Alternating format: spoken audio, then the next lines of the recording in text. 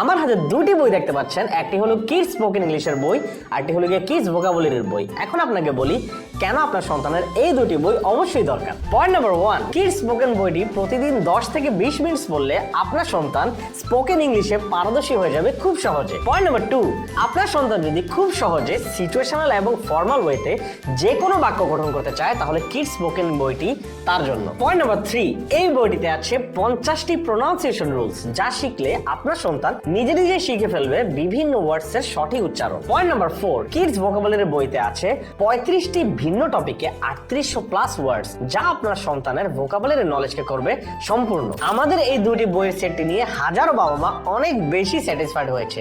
তাই দেরি না করে কমপ্লিট এই দুটি বইয়ের প্যাকেজ অর্ডার করতে নিচের দেওয়া অর্ডার নাও বাটনে ক্লিক করুন এবং আজই সংগ্রহ করুন। আপনার বাচ্চাকে এমন কিছু উপহার দিন যা তার মেধা বিকাশে সাহায্য করবে।